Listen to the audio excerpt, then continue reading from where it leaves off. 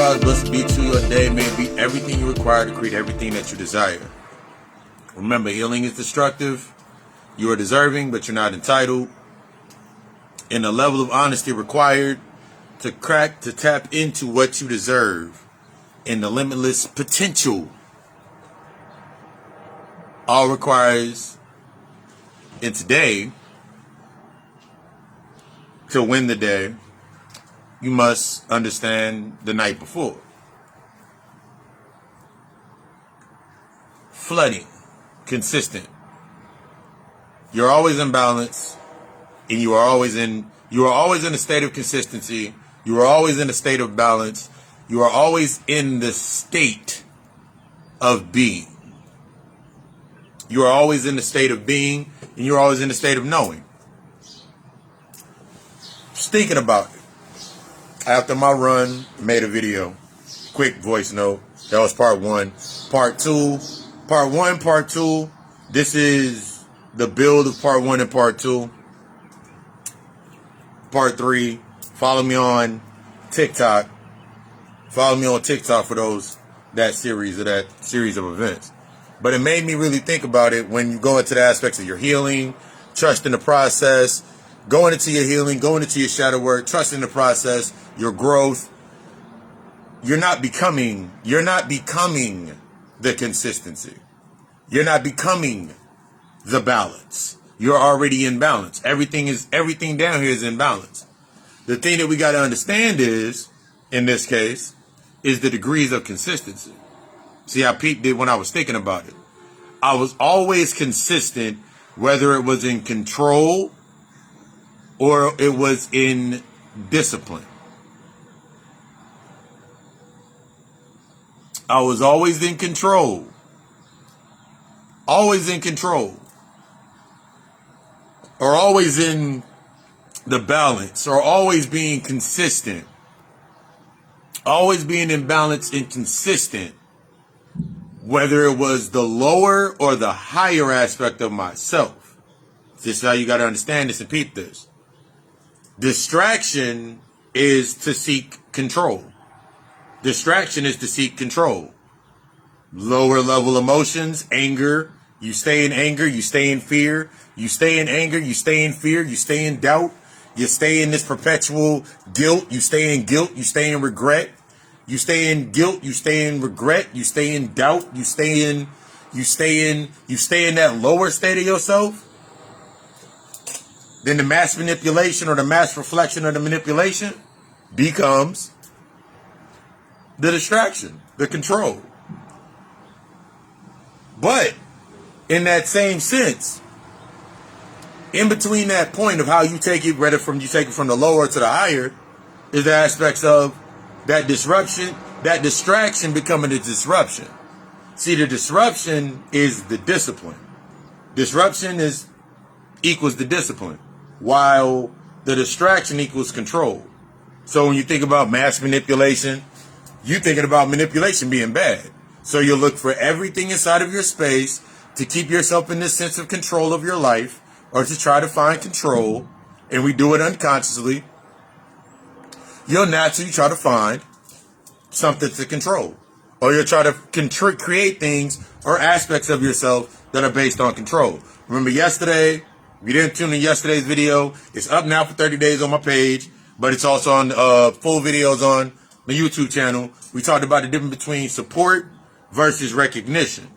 See, that searching for that recognition based on our split, whatever split that you have with your internal agreement. What contract did you sign? Are you 50-50? Are you 60-40? You 70? Remember, I'm going to keep saying it. Are you 70-20-10? You 70-10-10-10? You 70-30? What is your split? See, that split sets the tone of recognition versus support. So think about it to the aspects of your job. Your job, 90% out of 10, that's your job. Your job, you're sitting at a 60-40. You're sitting at a 60-40. That means 40 hours of the work week, 40 hours of the work week, 60, they get 60%, you get 40%. That means 60% of your works, they take care of everything, and you get 40% based on the work that you do. So So this is the sense of that distraction of control. So as long as I stay in that mindset of that employee mindset, 9 times out of 10, I'm doing that in multiple spaces in my life. I understand I was doing that in multiple spaces of my life. It was based on me staying distracted and not dealing with the emotional underlines. So it's easy for me to be like, I'm mad at work. As an example, I'm upset at work.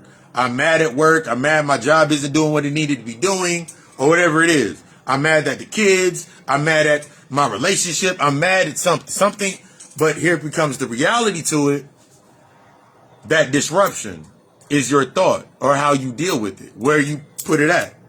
If you're always finding yourself, for an example, I remember always finding myself when I was upset, I had to keep things in my space under the control or the reaction to stay upset. That means everything had to irritate me. It wasn't the things irritating me. I needed something to irritate me. So the longer that I stayed inside of this position of manipulation, not understanding that I'm manipulating my space, creating my space, formulating my space, making my space act a certain way, it didn't matter what it was inside of my space, because 2 days later, a week later, a month earlier, week earlier, 2 days earlier, 2 hours earlier, that same thing that's happened ever since that point in time, now that I'm coming to that point to where it's time to assess, time to reflect, time to look at myself, time to have that awareness of myself. Now I'm looking at everything outside of me and what it's consistent with. See, I'm reacting to the consistency of what's happening in my life. But at no point in time, due to my lack of discipline or understanding that I have a lack of discipline, I'm only looking at it from the external aspect. See, the external aspect, the external is our manipulation or the sense of the control. I have control of my environment. Why don't others have this sense of... So when I'm thinking, what I was thinking was discipline, I'm thinking about it from a sense of control. And then I had to understand that the conversations are different when you're coming from a sense of control versus you coming from a sense of actual true discipline. See, coming from a true sense of discipline, I'm going to use an example. Using a true state of discipline was when I was first going to the gym, and every time I would get to a certain point at the gym, the emotions would come up. I'm feeling good. I'm in this certain state. And then people come around and now they want to work out with me. I'm creating the space. The space is not, I'm creating the space. So now the same individuals that are always talking about they want to work out, they want to get their life together, they want to get better, or they want to feel good about themselves, are the same people that I was always around anyway based on control of my space to make me feel good about myself. Now think about you wanting to feel good about yourself.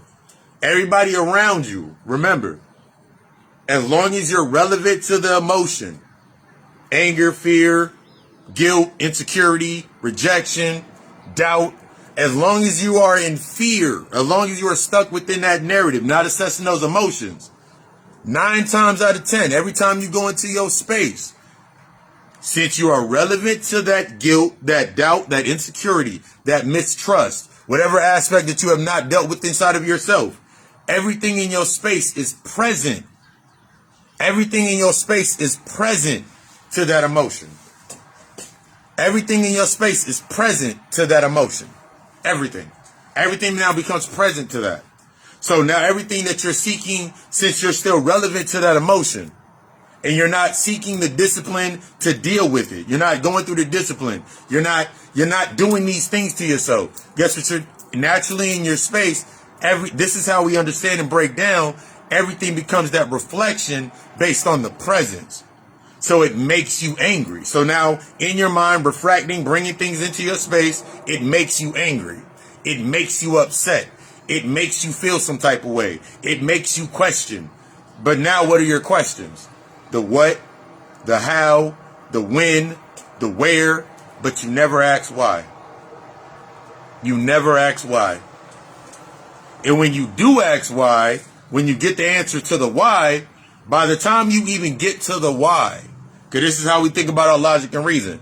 By the time you get to the why, since you thought about the when, the where, the what, the how at first, since you thought about those first and the why became last, the lie was the emotional presence.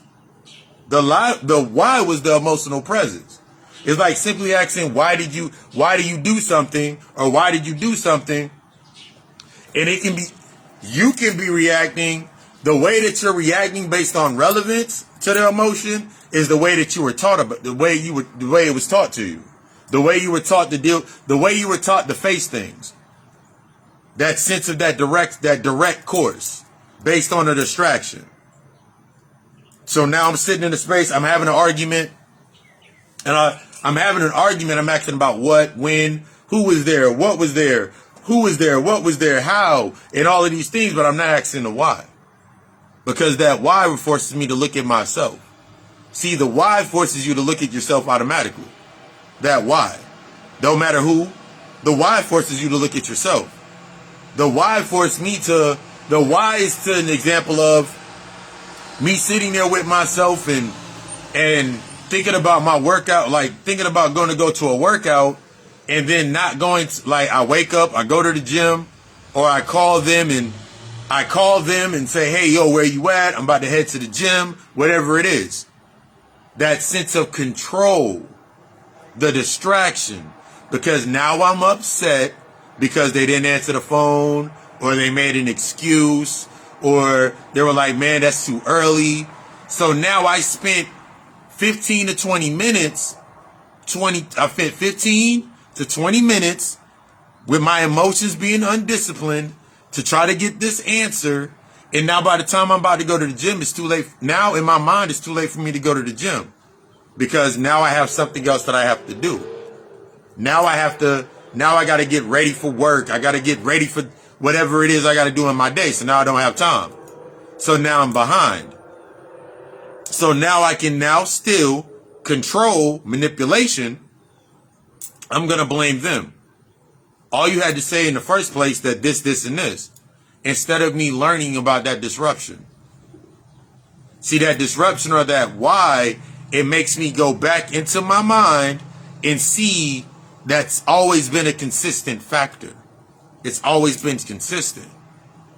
I thought I was out of balance. It was always in balance. It's always been consistent with what I was doing.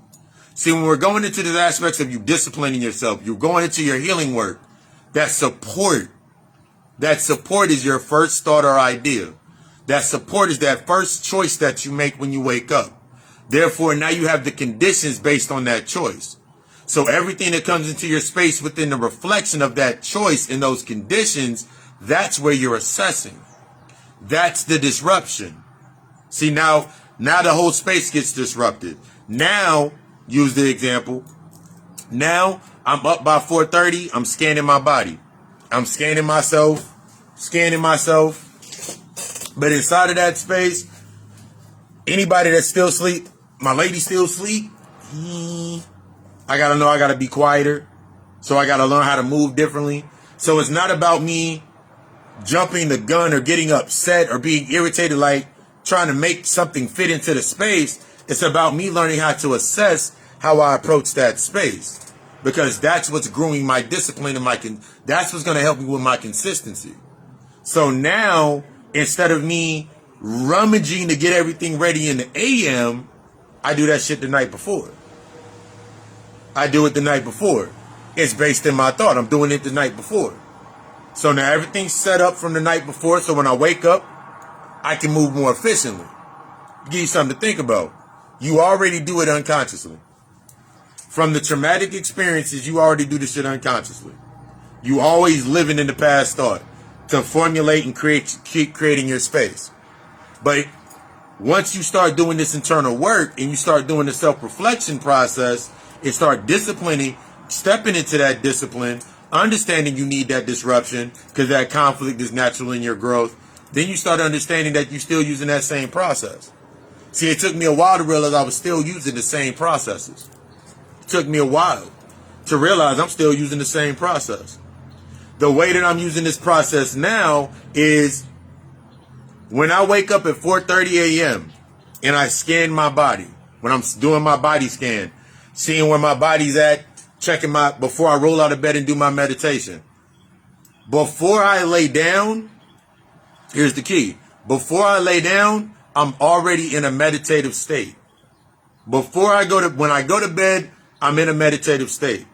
Before I go to bed, everything I do up to before going to bed I'm looking at it from the sense of benefiting my discipline.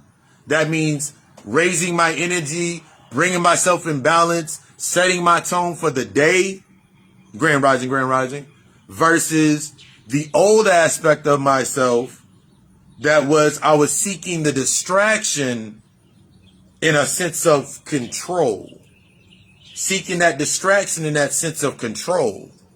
That means I had to go back and look at how I started my days, and I had I was thinking about the aspect of how I got ready for school. Remember, think about how you got ready for the first day of school. For me, getting ready for the first day of school, the week before me going to school, I called myself the week before going to school, the first day of school, I called myself, I'm going to try to sleep until the first day of school. But unconsciously doing this action, I'm like 8, 9, 10, 11 in that space. It wasn't about me falling asleep when I was going to school when I think about it.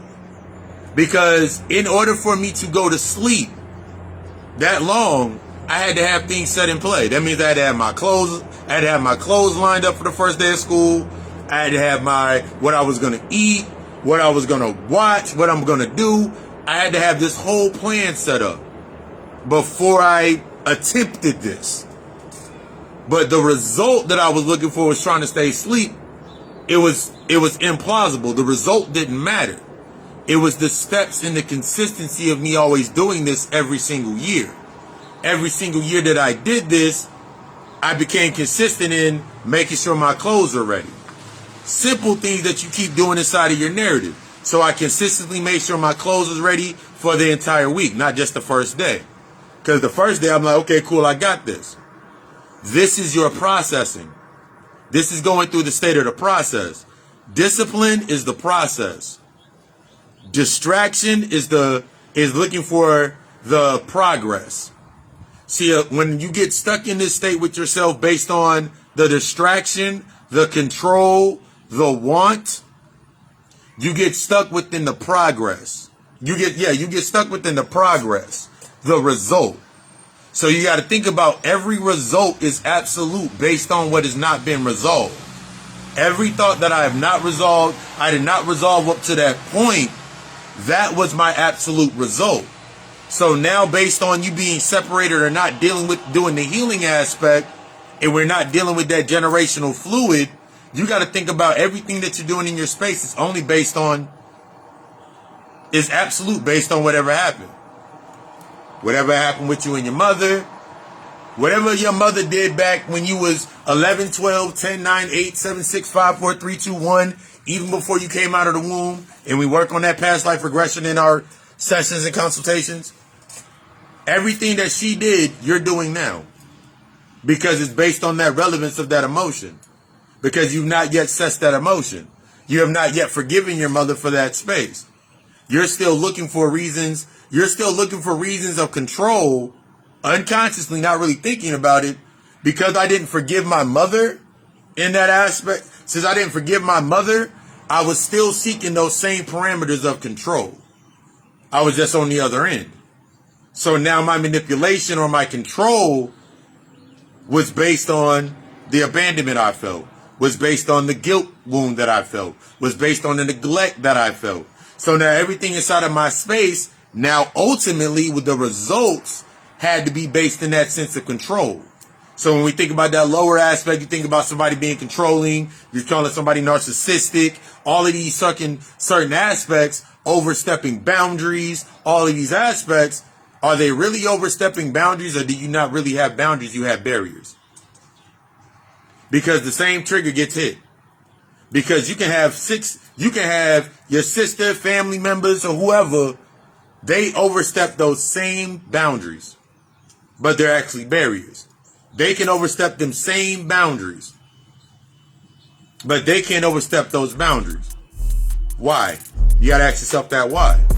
See, a lot of times when we're thinking about, especially with the old family narrative, we always think family doesn't have to we always think family is exempt from the rule. We think family is exempt from that rule. They can overstep boundaries. They can say whatever. We can argue.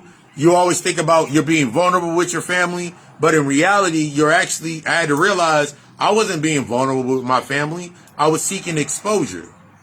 Because as long as I can seek that exposure, I can have a sense of control over my mother, a sense of control over the environment with my mother, a sense of control over the environment with my sisters, a sense of control over the environment with my pops and family members. I had a sense of control. I had a sense of ability, I had an ability to react. I had a sense of comfort because it fostered my anger. It fostered my insecurities, my doubts, my jealousies. It fostered it. It gave recognition to those aspects. So since that's what I was used to creating, what do I create in my space? Everything in my space is based on fostering or recognition of the emotion. Based on the recognition of that emotion. Not on supporting, because the true aspects of support, there's a difference between you sitting there listening to my problem and then that's recognition. Okay, cool. You recognize that I'm angry. I recognize that you're angry. I recognize that you're upset. But based on my lack of being really vulnerable, being open and honest with myself in truth, to break down a lot of these old barriers, this is when you always seem to seek a way to just keep yourself within inside of the distraction. And it comes out as, yeah, I remember I went through something similar. So you're trying to look for the similarity. You look for the similarity based on the physical aspect, not the emotional aspect. Yeah, you might get that feeling like, damn, I never thought about people. Like, give an example. I grew up in a two-parent household. I grew up in a two-parent household.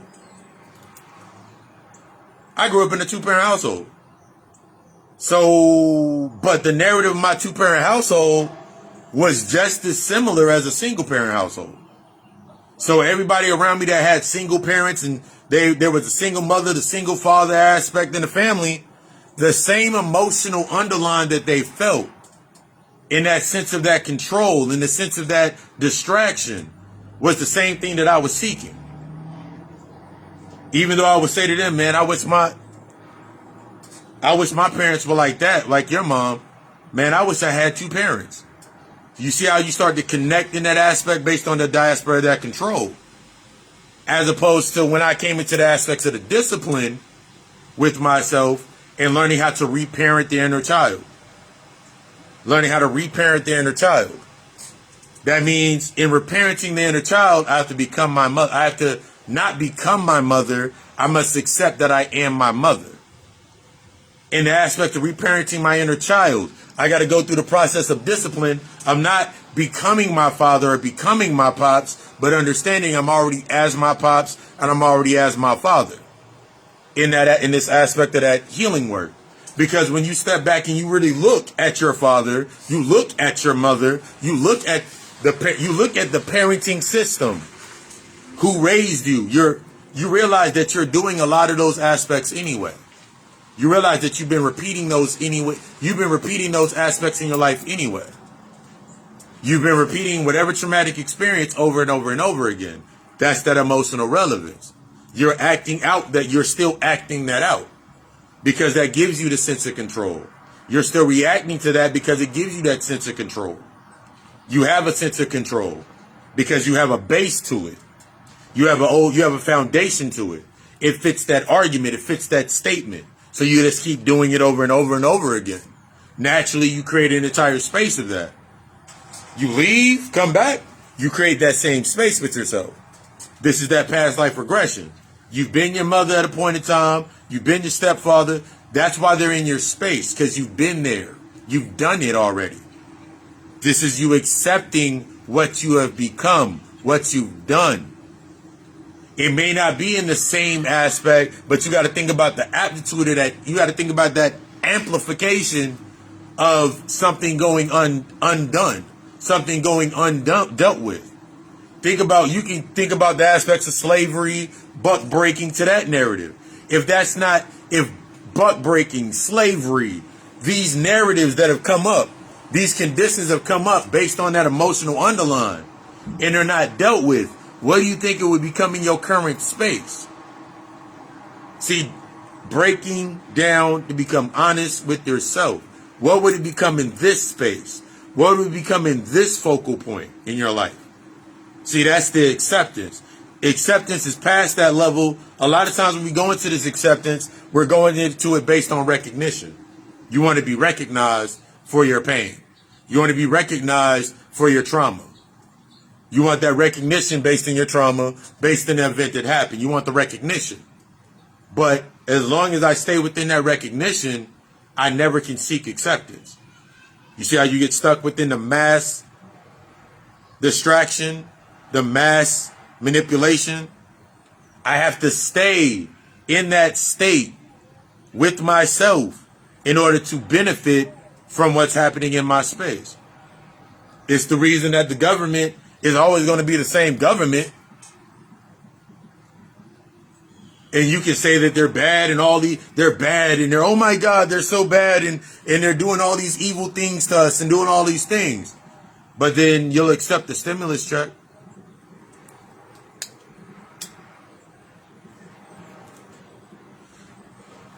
You'll accept the stimulus check. You'll accept the PPP loan.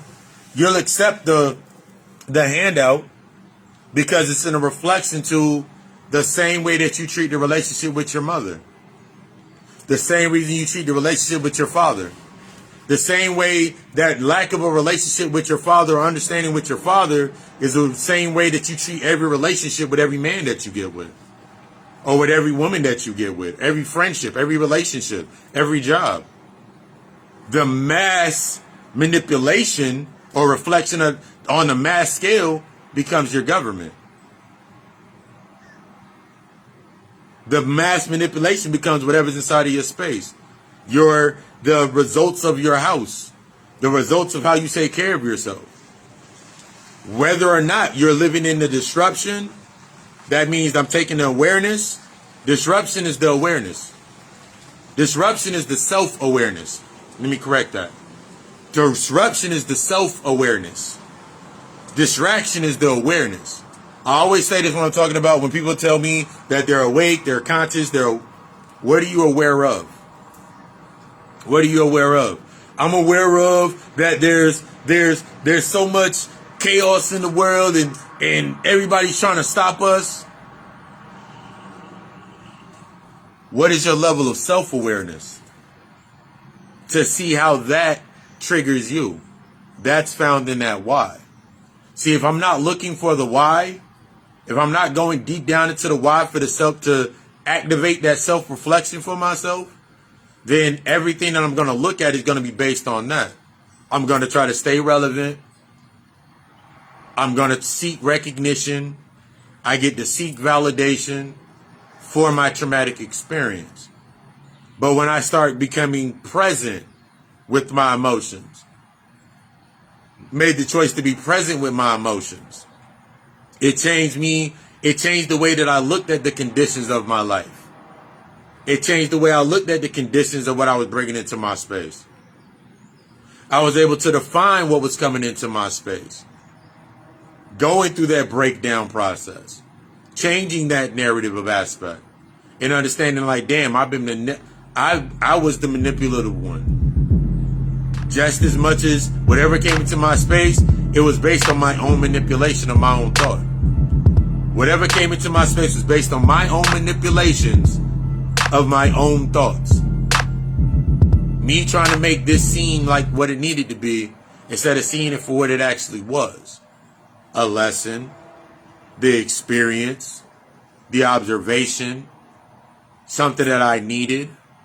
See, you're always going to get everything that you need. But when you're only focused on that one, to stay distracted from dealing with what the fuck you need to deal with, it comes at a higher price. Remember, I've talked about that before. Obstacles equal debt. Opportunities are the resource. Everything in your space is either based in two sides of the same coin. Everything in your space can be used as an obstacle. That means your acquired debt, that emotional debt, or it can be an opportunity to, as a resource for you to do that aspects of reflection. That's why it does you no good to cut everybody off. Because it'll just return if you never, if I'm cutting think about it like this. If I go outside and there's some weeds in the grass, I'm thinking about a story of like always picking up weeds with my pops in the yard. And there's still weeds in the grass. There's weeds all in the grass, so the grass is bad in a certain area. And I just pull up the leaves. I don't pull up the root. That shit's gonna grow back. That's the same thing you do whenever you say you're cutting people off. I got the sword and I'm cutting motherfuckers off. I don't want a sword anymore. My sword is available, but it's not needed. I'd rather have a shovel. Why would I need the sword when I'd rather have the shovel?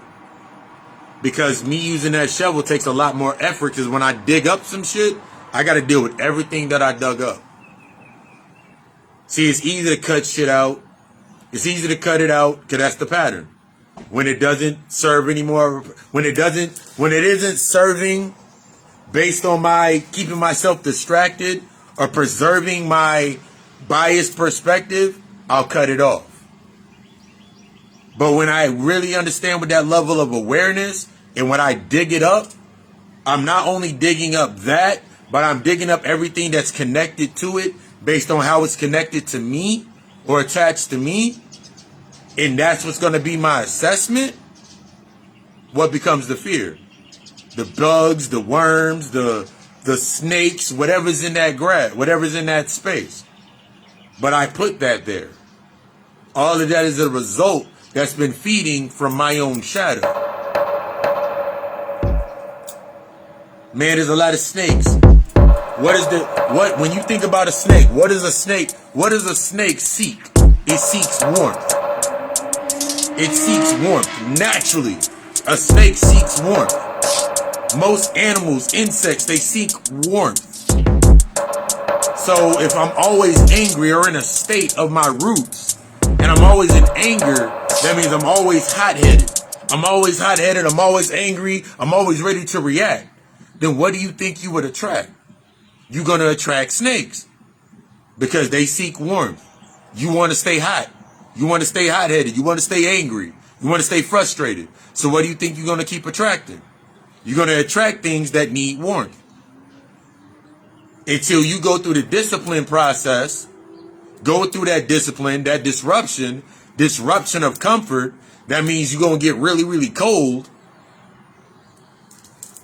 really, really distant from the aspect, in order for you, distant from the mass so you can really see yourself, then that it no longer can feed inside of your space.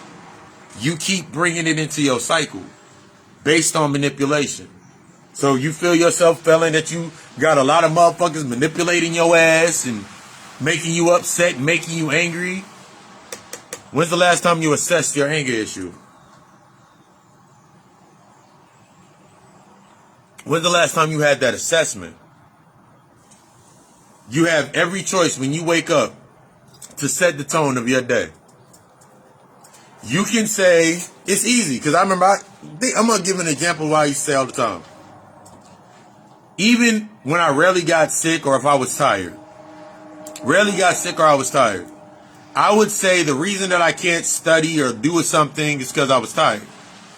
But if I laid in bed a majority of the day or laid on the couch, laid on the floor, majority of the day, what's in front of me? The phone, laptop, the TV, something's in front of me. So my choice, based on me being tired, was to condition my tiredness. So now everything that I do is manipulated to fit my tiredness, my relax, my resolve. But since I don't understand the basis of why I'm tired or why I'm burning myself out, or what I need to work on, what I really need to do, I'll sit there and spend 20 hours. And then by the end of the day, I'm still sitting there like, so what about this? What about that? Because I was stuck in this state of manipulation, this state of control. Control, power is not found in control. Power is found in the authentic authority of self.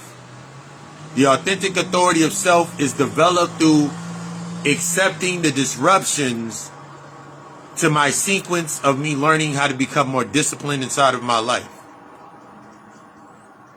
But if I'm stuck within the reactions based on my conditions, that means I'll stay in distraction and try to seek control of my space. That means I know something's killing me. I know the food that I'm eating is not good for me. But because I can control the price,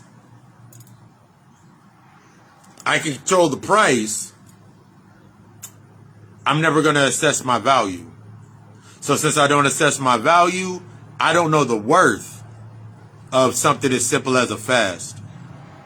I don't know the worth in the simple aspects of study. And that becomes magnifies throughout my life in reflection. You got a choice from this point right here. You got a choice from this point.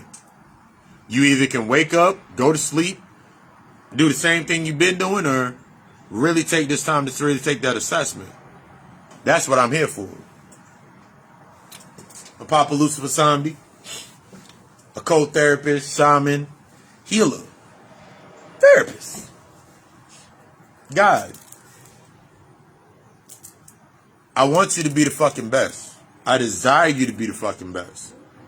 The only way to become the best is understanding that this healing shit is destructive as fuck. That the level of honesty required to accept the destructing force and embrace this destructive healing force of healing that is destructive is going to be a level of honesty that is going to challenge every bias that you created through the aspects of your shadows, in your darkness. Every mirror that you created, every bias, it's going to force you to challenge all of those aspects. And we can start today, we can start tomorrow, we can start whatever. It just depends on you when you want to start. Everything from readings to consultations. Set up the consultation, set up a reading, conversation. It all starts with a conversation in my inbox. It all starts with a conversation in my inbox or hit the email. It doesn't matter when you start. All that matters is why are you starting. I desire you to be the fucking best. To be fucking great. Remember, you are deserving. You are deserving as fuck. You are deserving to be great. But without the work, with the lack of work raises your sense of entitlement. And that's what's making every excuse that you play under the sun. Every excuse that you create is based on entitlement. Let it sit there. I love you. You love us. Ashe.